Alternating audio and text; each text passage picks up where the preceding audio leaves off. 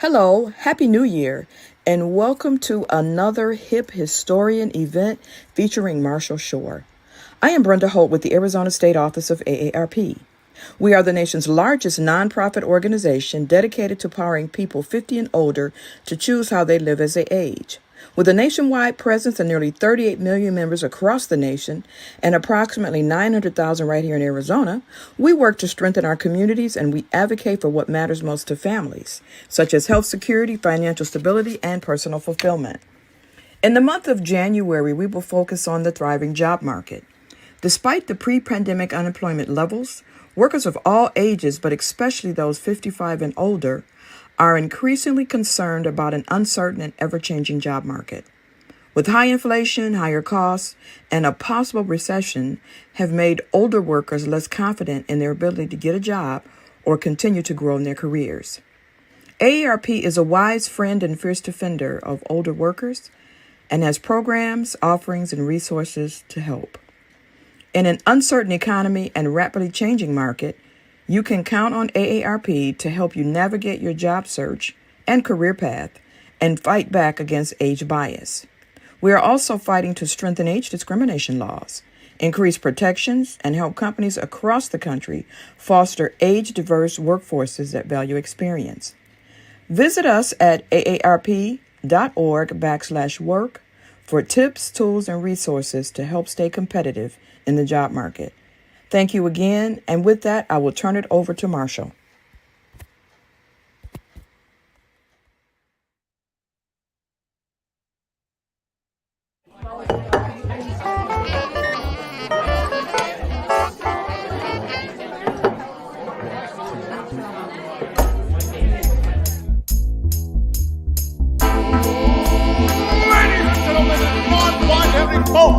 Welcome to the show.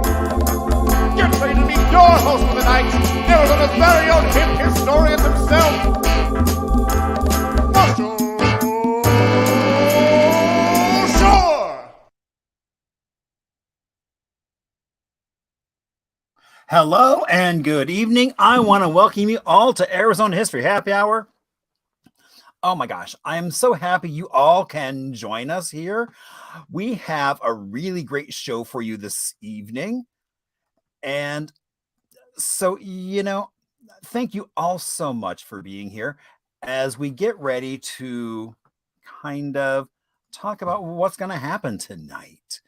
We've got some great stuff going on.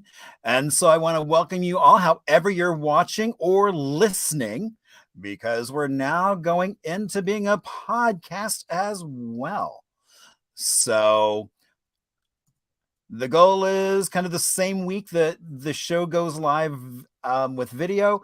We also, within a few days, we'll get that up online. I'm starting to do the back catalog as well.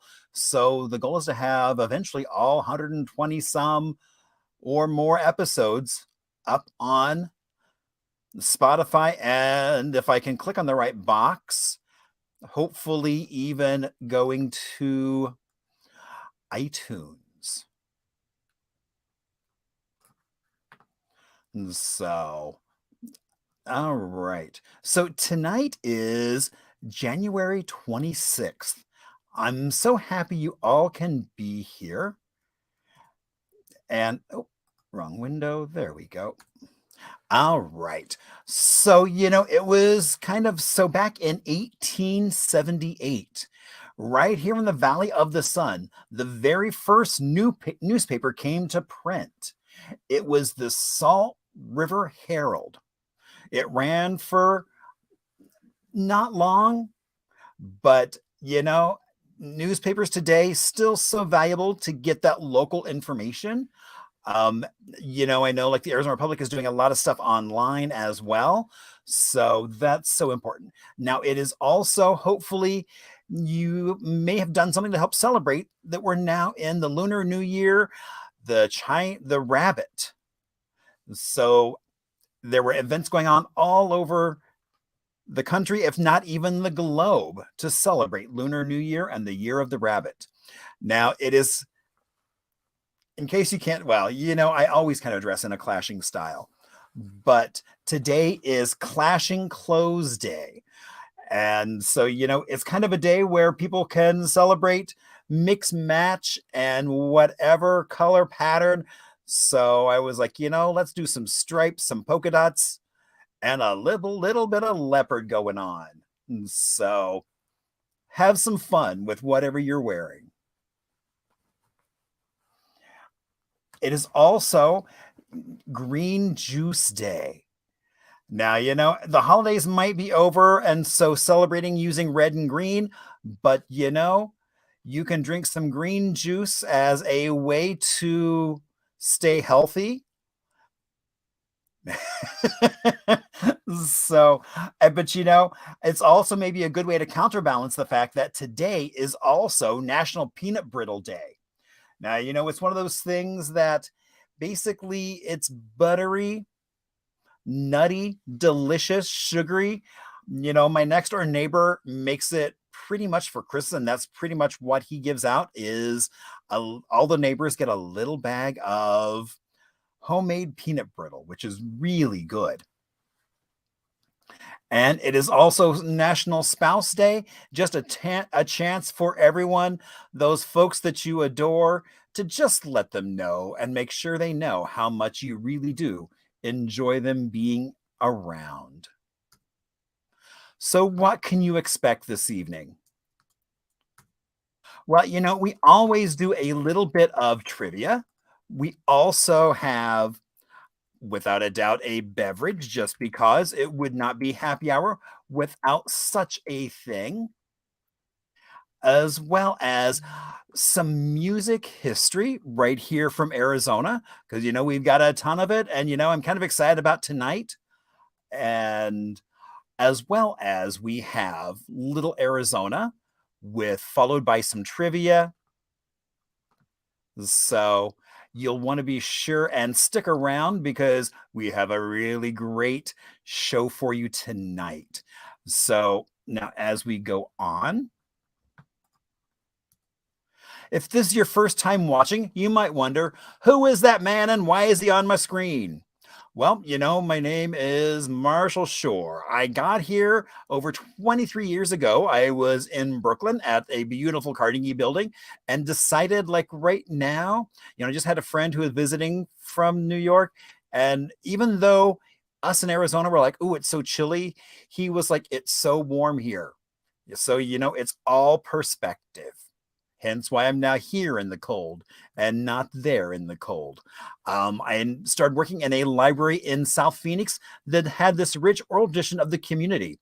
And so that got me looking at Arizona in a whole new way. And got me doing exactly what I'm doing right now. Now, promptly moving to Arizona, we moved into a beautiful 1956 ranch. And it is still, no longer is it beige and beige and beige, but is a lovely two-tone of seafoam and cantaloupe. Now, there's what my kitchen looks like today. All that buttercream yellow tile with that matching oven with no window, as I was reminded the other day when I was doing a program out in Apache Junction, as well as that matching stovetop. So that I guess I could use to make some peanut brittle on. Now, as soon as I got here, all I kept hearing about there was no history. But I realized quickly that every time I went on a bike, in a car, on a bus, on a Segway, wherever, however I went, I kept running across so many amazing people, places, and stories. And so that got me really looking at Arizona through stories. Now, so I also call myself the hip historian, so I get to do a lot of fun things. I've been doing some projects with Local Buzz, talking about local history as well. That is kind of a localized version of TikTok. And so that's a lot of fun. So you can download that. We did a short blip that was for Rip Woods and the show that's out at Scottsdale Public Library. We'll be talking more about that later this evening, as well as coming up right after Centennial, actually after Statehood Day, February 19th, we are going to be doing a stroll through history that Saturday before the 34th annual home tour, we are going to be doing an amazing VIP trolley tour of going around, looking at some of those houses and getting a little bit more information about the houses and the community. We've also started doing our LGBTQ plus story time community history project. And so that's been a lot of fun. So keep your eyes out for the next episode of that. As well as coming up in just under a month, February 25th, which is a Saturday, we're going to be doing hats and high tea at the Pioneer Cemetery. So that is to raise funds for preservation so that they can keep those headstones looking good, readable. Over time, some of them start shifting or through time wear down. And so it just makes those things much more enjoyable and a way to experience history. We also have Arizona Unzipped coming up, which is our educational burlesque show, which is the day before that. So it's going to be a busy weekend for me. It's going to be a lot of fun and a show not to be missed where we'll be using, it's going to be a history lesson told through burlesque. So that's going to be a fun night. And you can buy tickets for that through the Orpheum Orb if you go to AZ Unzipped as well. Now I see many of you have found the chat as well. So great to see you all. Now you can also reach out to me through the different socials. Basic Google Hip Historian. You'll find me, reach out. You know, sometimes y'all give me some of the best ideas. Like I would not have thought of that person. So thank you all so much. And plus, I just love to hear from you. So now indeed it is happy hour and PJ is my bartender. And so for tonight, we have come up with a really amazing cocktail that is called the Sing High Sling. So the Sing High Sling, you know, good thing I didn't have too many of these before he even tries to get me pronounce things. So the Sing High Sling has Mutu Baiju in it and Benedictine, some barley sochu, some tarragon infused brandy. Oh, that sounds interesting. Orchard fruit calabados, pomegranate liqueur, and fresh lime. So he brings it to me in just a little jar. So that way.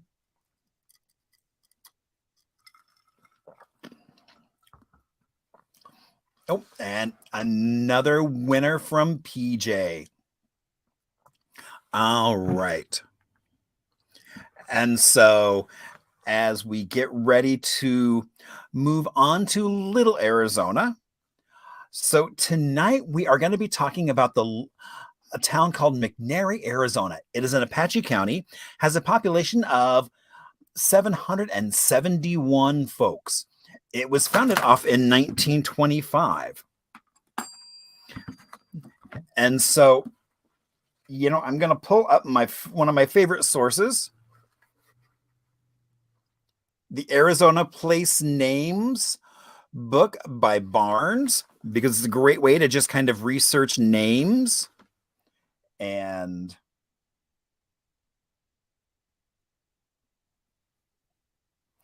so what they say about McNairy, it's a sawmill town, an Apache Indian reservation. Originally named was Cooley after the old pioneer scout.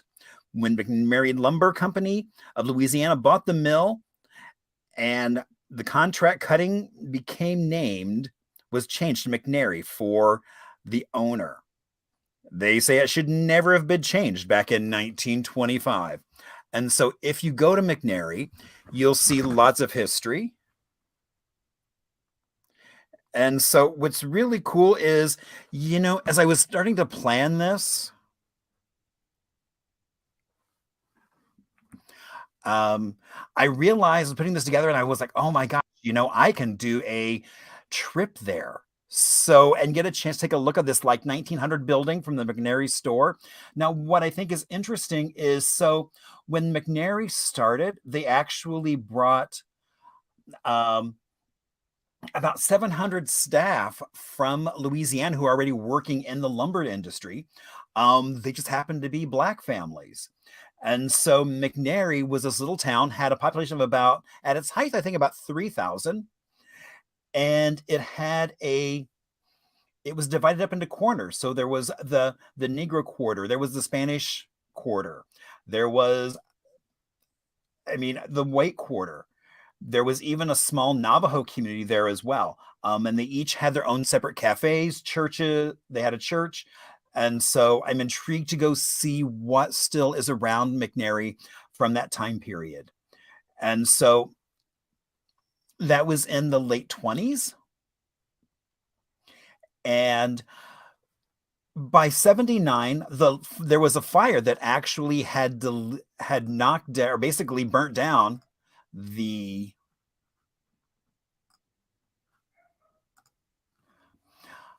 burnt down. And so then a lot of those families moved out of the area. And basically, I did find about 1990, there were still about 12 Black families living in that community. So if you do go to McNary, there's all kinds of fun things to do besides going around, hopefully looking at old churches. But you can also go visit like the Sitgraves National Forest, which is just beautiful. And so I'm thinking it'd be kind of a fun little camping trip to go out there, camp, go around McNary, find some history, and then maybe even camp at Holly Lake, which I think that would be a lot of fun and a great way. Now, this is a little lake kind of tucked into the tribal lands, and it's a great place for a breezy spring, mild summer months. It's really good. Sailing, canoeing, kayaking are some of those fun things you can do at Holly Lake. You can also, just outside of there, you've got Pine Top Lakeside, but you also have the Honda Resort Casino, where that might be is where I decide I'm going to go camping. So we shall see. I mean, I think it'll be a really fun adventure and digging up some more Arizona history. So I really look forward to that. All right. Well, you know, now is a time where you actually get to hear from someone else besides just me. And tonight we have a super special guest on. I'm so excited to bring on my friend. Hello. Hi, how are How you? are you? I'm good. How are you?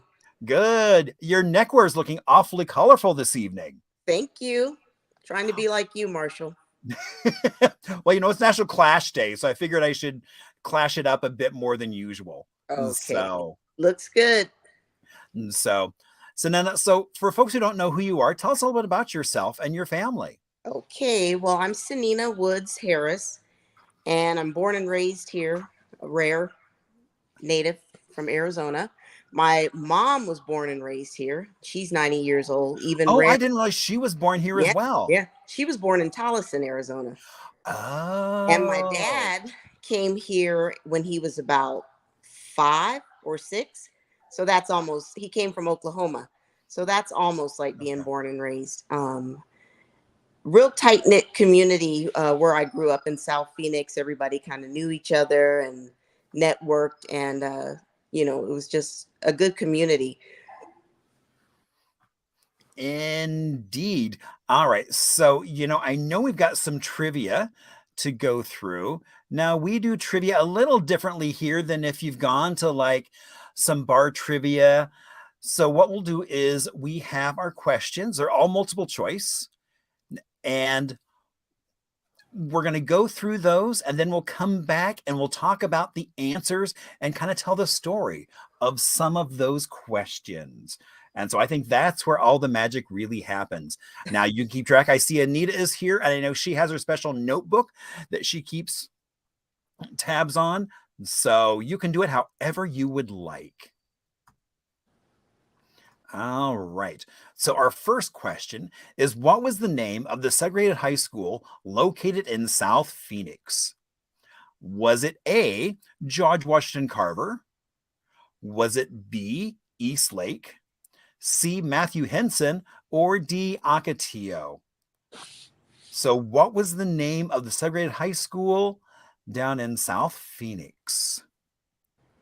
Who's supposed to answer that? Not me, right? Nope. Well, actually, everyone else is going to guess on that, and they're guessing right now. And I see Veronica's put her guess in the chats. Okay. So we're going to come back and talk about what that answer is, because right now we have question number 2, which is what Harvard graduate went on to redesign the Viewmaster? Was that A, Calvin Good, B, Charles Harrison, C, Corey Woods, or D, Eugene Grigsby? So there was a Harvard graduate that went on to redesign the Viewmaster. Who was it? All right. What sport did Rip Woods, Senina's dad, what did he excel in? Was it A, basketball, B, football, C, curling, or D, tennis? All right. Question 4. What Chinese restaurant was opened in 1928 and sadly closed its doors in 2018? Was that A, China Doll, B, Happy Garden, C, Singhai, or D, China Village? So which one of those Chinese restaurants do you think opened here in Phoenix in 1928 and just closed a few years ago? All right, question 5. Rip Woods is an artist and musician. Playing what instrument? Was it A, the harp, B, a xylophone, C, a guitar, or D, drums? What do you think Rip Woods, what instrument did he play? All right. Question 6. Who was the first Black artist to have a solo show at the Phoenix Art Museum? Was it A, Clodie Hommons? Was it B, Joe Willie Smith, C, Eugene Grigsby, or D, Rip Woods? Which one of those artists had the first solo show at the Phoenix Art Museum? Question 7. What Black Arizona artist was featured in 1990 by Neiman Marcus? Wow, these names look familiar. Was it A, Clodie Hommons? Was it B, Joe Willie Smith, C, Eugene Grigsby, or D, Rip Woods? All right, question 7. Rip Woods worked with students at which school? A, South Mountain, B, Camelback, C, Maryvale, or D, all of the above? So which students did he work with? All right. And I think that's supposed to be 9. Oh, I didn't change the number. Oh, well, let's see. Well, we'll see what I do at the end. All right. So Rip Wood's daughter, Dee Dee, worked for which city of Phoenix department? Was it A, Water Services, B, Phoenix Police, C, Parks and Recreation, or D, Neighborhood Services? Which department did his daughter Dee Dee work for? And your sister? That's right. Indeed, a powerhouse she was. That's right. All right. Question 9. Where in the valley did Rip Woods and his family first live? Was it in the north, the south, the east, or the west side? Which? I gave a big hint on that one already. Shh. Well, sometimes we do that. All right. And our last question is, arts educator Rip Woods had which artist as students? Carolyn Lavender, A, B, Donald Robbins, B, C, Susan Copeland, or D, Helen Parkhill? Which one of those artists did Rip Woods have as students? All right. So while you are locking in your final answers, we are going to take a little bit of an Arizona music break. And so, I was looking around on John Dixon or Johnny D's website, looking for something to talk about. And basically in just a few days, he is going to be releasing a CD called Leroy Fully Love and the Tabs. Wow. Oh my gosh. He put one of the videos out, or basically there is one of the songs, Your Reason, up on YouTube. So after the show, I will post that in YouTube, on the Facebook page for Marshall Shore Hip Historian, because it's an amazing song. And until like 2 days ago, I'd never even heard of Leroy Foley Love and the Tabs. And so when he releases that CD, it'll be available through Bendover online, as well through, I think he also does it through eBay. And it's going to have a booklet, with 16-page booklet with stories, pictures about this group. So I'm looking so forward to that. Here's a little, he also had found from probably Jack Curtis's scrapbook, talking about them performing and getting ready to record their first album. So looking forward to hearing more about that from Johnny D. So then be sure to check out Marshall Hip Historian, and you can hear that Your Reason song. All right. So now who is ready for some answers? Oh my gosh. Oh. All right. So question 1. What was the name of the segregated high school located in South Phoenix? And it was A, George Washington Carver. So do you have any stories about George Washington Carver? I do. My dad and my mom both attended there. And that's where my dad really flourished in his interest in art, I should say, and his passion and his drive, under the wings of Dr. Eugene Grigsby, who was his teacher. And he would tell stories that my dad would finish projects before anybody. So he had to keep him quite busy. And he also played football there. And from what I understand, he was a really good football player. Indeed. And so your mom went there as well. That's right. That's where they started their courtship. Now, is that where they first met? No, I think they first met in grade school, maybe about 7th, 6th grade. And I think he was pulling her hair and throwing rocks at her. But when she got to high school, I guess he couldn't resist and made her his girl. Nice. All right.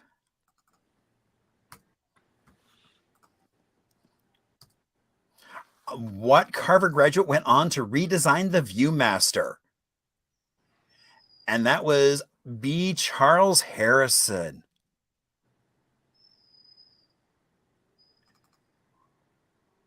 So do you have any stories about Charles? I do. I heard so many things about him from my dad and my mom just kind of throughout the years.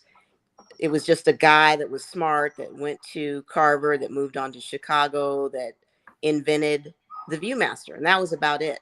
But I got to meet him when he was in his 80s. And he was a fascinating, kind person who did so much, but he didn't brag about it. I mean, he made the first quiet garbage can, that little bonnet hair dryer that you put on when you get a perm or dry your hair. Oh yeah. The clear measuring cups.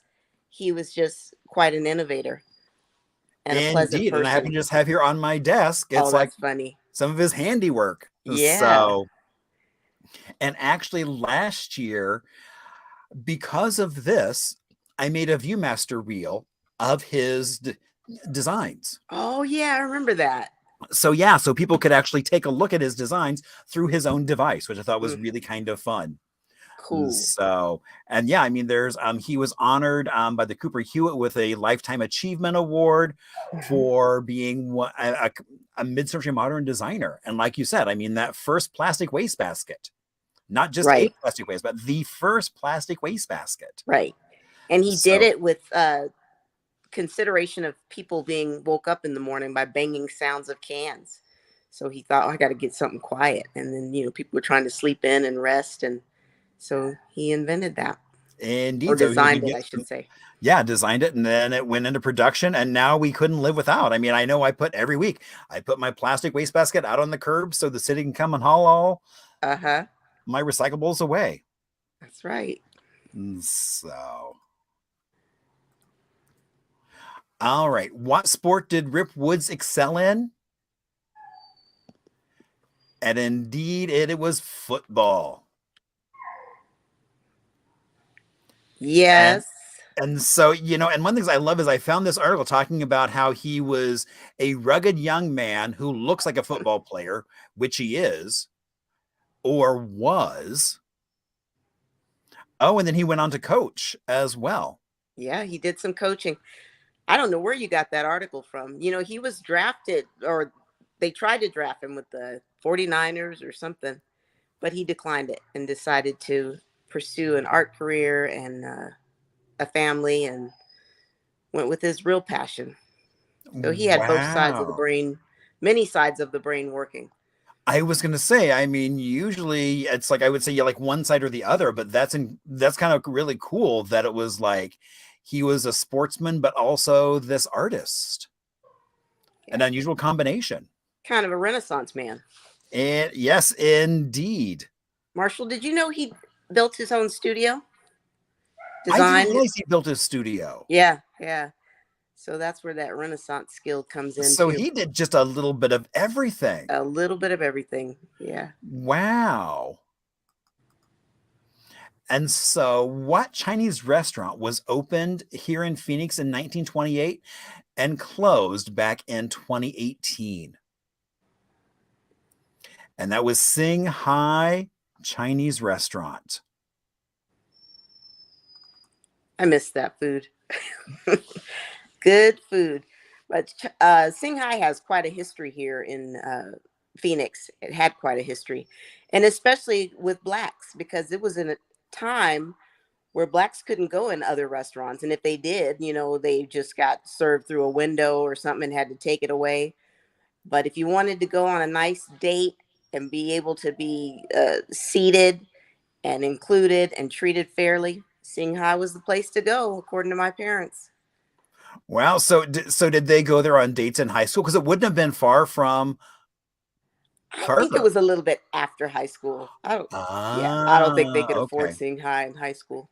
Not that it was that expensive, but right back then. No, that makes sense. But right. A little bit after. But yeah, no, it was amazing going down for I went to the last day they were open. I went down just to kind of see the crowd. Uh-huh. And it was really cool to see families there waiting in line with grandma and the whole entire family. And I'm sure they would sit at a big table and just talk about the old days. Right. As they were having that food that, nothing else tastes quite like Singhai. That's right. You just can't find that taste. It was a special place, a landmark. Indeed. All right. Rip Woods was an artist and musician. Playing what instrument? He also so he was a sportsman, an artist, built his own studio, played the guitar as well? Yeah, he taught himself to play the guitar. Wow. Yeah, and he actually built a guitar. And he taught himself to play. I remember it was just driving us crazy. He'd sit in that living room and he got it and was really good. And he liked like Spanish songs and he'd just play them. Wow. Pretty amazing. Yeah. That's really cool. I didn't realize that he played music as well. Yeah. He truly was like a Renaissance man. All right. So who was the first Black artist to have a solo show at the Phoenix Art Museum? And indeed, it was Rip Woods.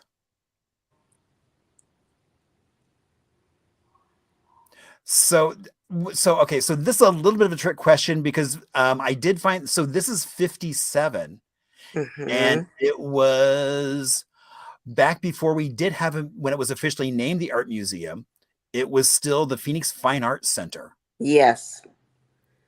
And so I thought that was kind of cool. So it was a little bit of a trick question. Yeah, you're finding some stuff I've never seen.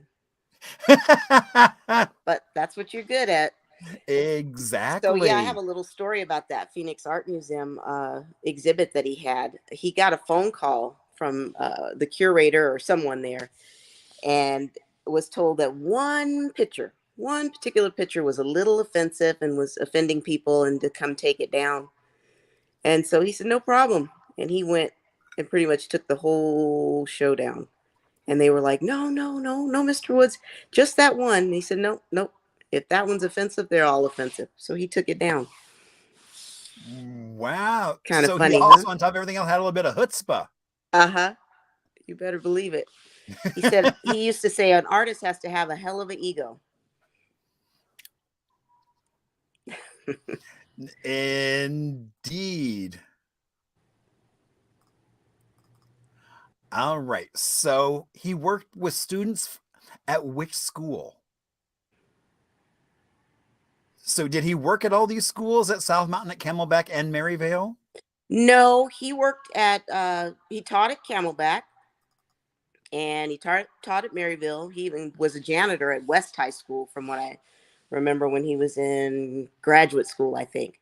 But he influenced a lot of students at South Mountain High School because my sister was, a leader at the center next door to South Mountain. And she, as soon as she would spot a kid with talent, art talent, she was like, oh, you got to talk to my dad. You got to go to his studio. And then that was it.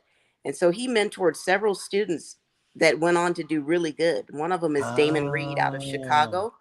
And he's painting murals of missing women and children on the side of buildings. So Damon Reed, you wow. might want to check him out. And several others, but that's one that kind of stands out. Wow, that's really cool. And several of the students from Camelback are still friends of mine. Oh, that's even better. Uh-huh. That is great. All right. And you kind of made a little bit of allusion to this with the last question. So Dee Dee worked for which city department? And it was Parks and Rec, which is where I first met her, was when I was down working at Harmon Library. She was working across at the Harmon Rec Center. Yeah, she moved around quite a bit, but the last place kind of was South Mountain, and she really enjoyed it and influencing the students. And she met so many students that she made a connection with that was lifelong and that I'm still connected with. And that saying, if you touch one life, you've done your due here on earth. But when you've touched 20, 30, 40, there's so many people that I still run into, and they say, I don't know, if your sister wouldn't have talked to me, and if she wouldn't have been feeding me, if she wouldn't encourage me, I don't know if I would have made it. I hear it all the time. So she was pretty influential. I first met her at Parks and Rec when I was with the library. Mm-hmm. And then we run into each other at like Dark Room over at Phoenix Center for the Arts. Right. Because she was a photographer. And so, yeah. So anytime And a I would do a caterer. show, I'd be like, hey, Dee Dee, I'm doing a show. Here's the theme. What you got? Uh-huh. And she would always come through at the last minute with something that Last was really minute. cool. Say the best for last. Indeed. Oh, I was wondering, let's see if we pick it up. Oh, indeed. I did not. Thank you, Anita. We did indeed. All right. So what artist was picked up and promoted via Neiman Marcus? And that would have been your dad as well.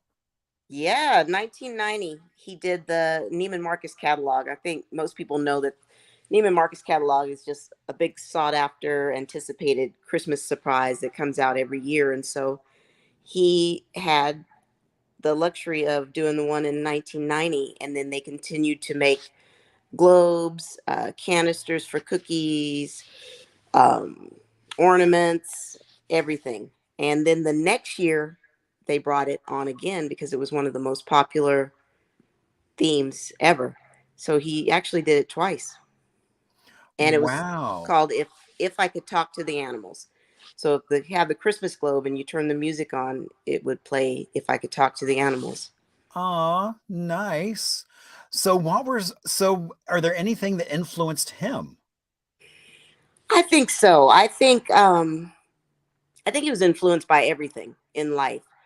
But some of the main things were animals, mask, and colors and shapes.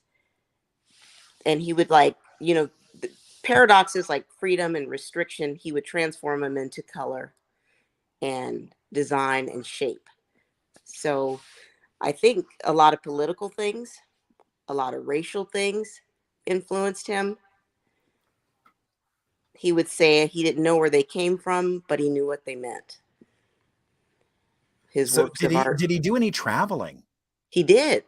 So he had a sabbatical in 1976-ish, I think, to Lagos, Nigeria.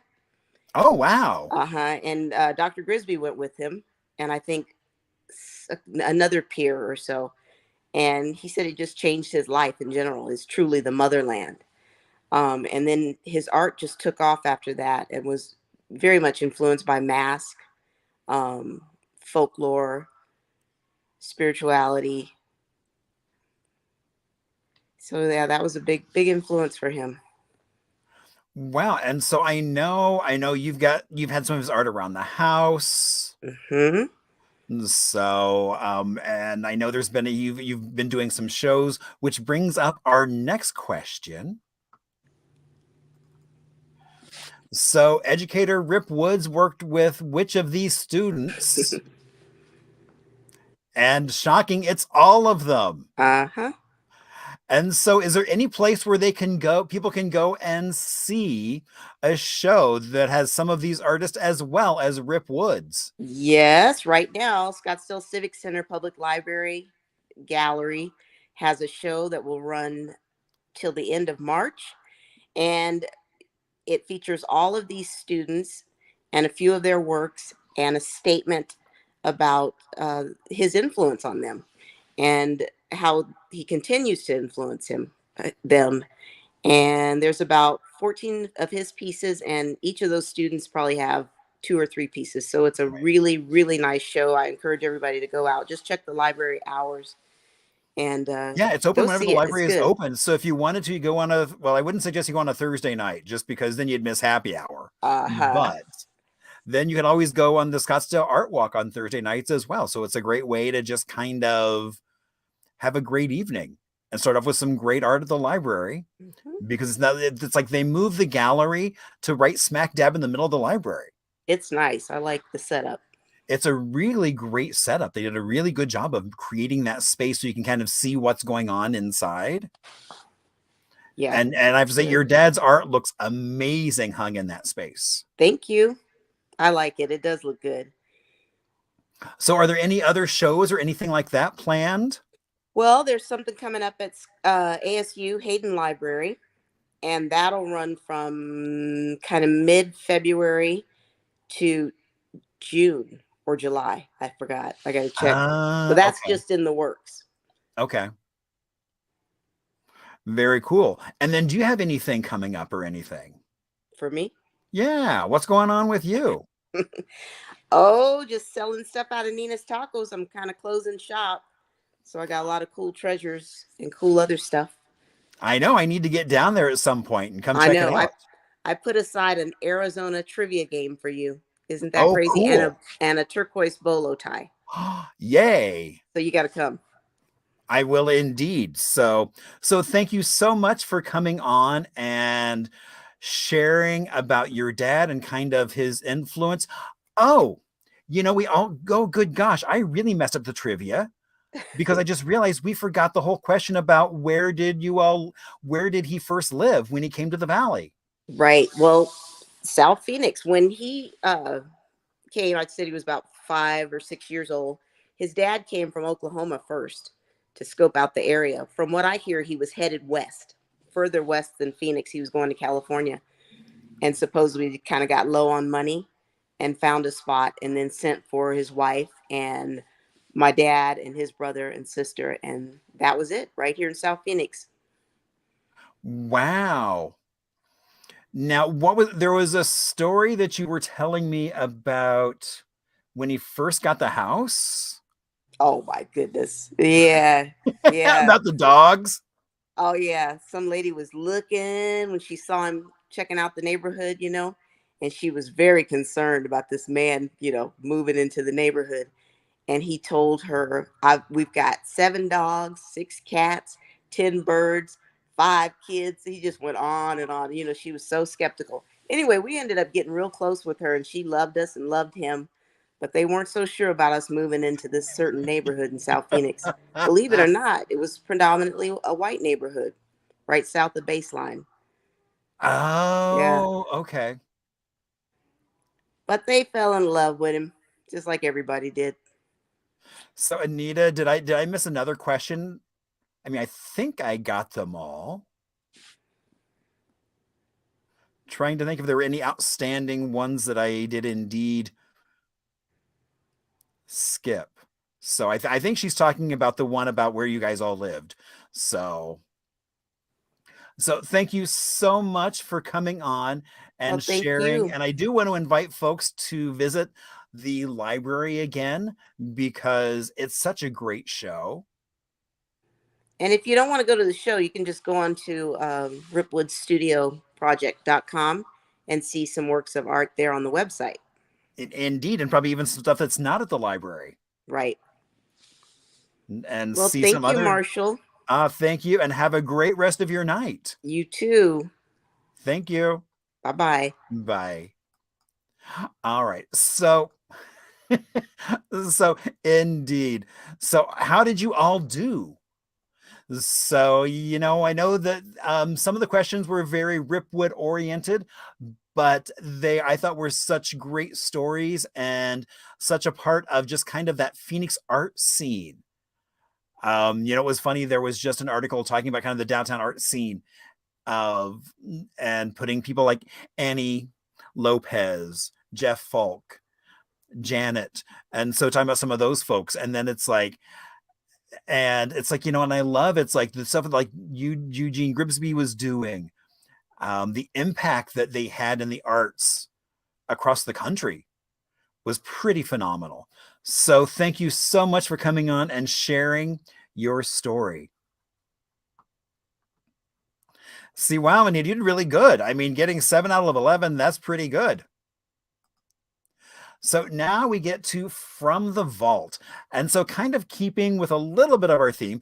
So, okay, so if you're ever out in Paradise Valley, you've got the Lincoln. So over on Lincoln Drive is the Unitarian Universalist Congregation of Phoenix.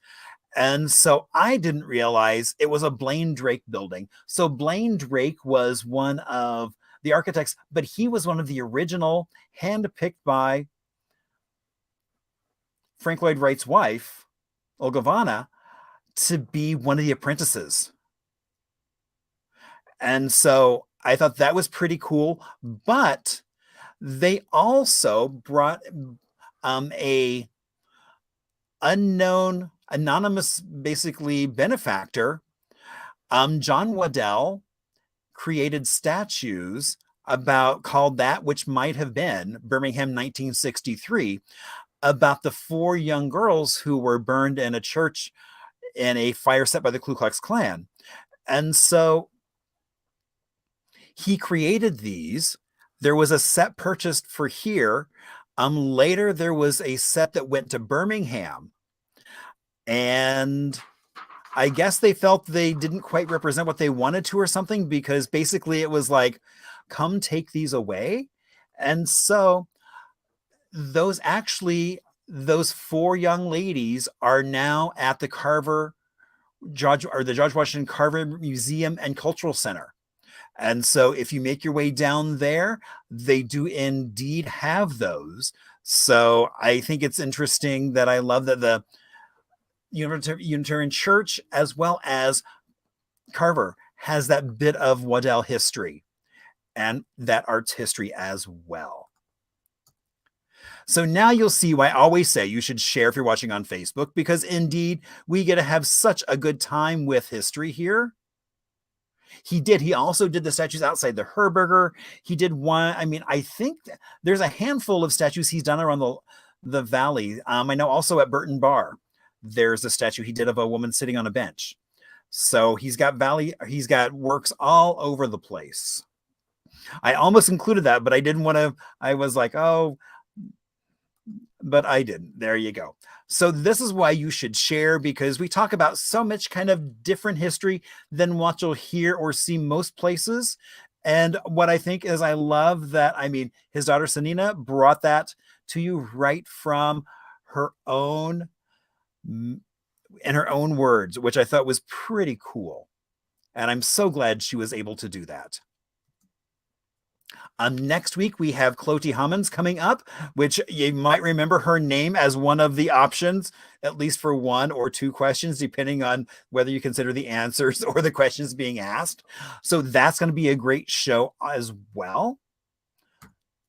And so now you'll see why. So this is why if you have questions, stories, or suggestions, please share them. And I think it's just a great way to, become informed and see what else is going on. And so I always love to end giving a shout out to Kristen Cole for that great intro video. We've started talking about a new video, as well as PJ for the Sing High Sling this evening with all kinds of good stuff in it. And as we say goodnight, we're going to say goodnight with a commercial from 1955 that was for Nash, and it also was filmed, some of it was filmed in Sedona and using Walt Disney characters, which I'm sure you might notice, but they look a little different in this one. So good night, all. I will see you next Thursday. Be well and see you on Thursday.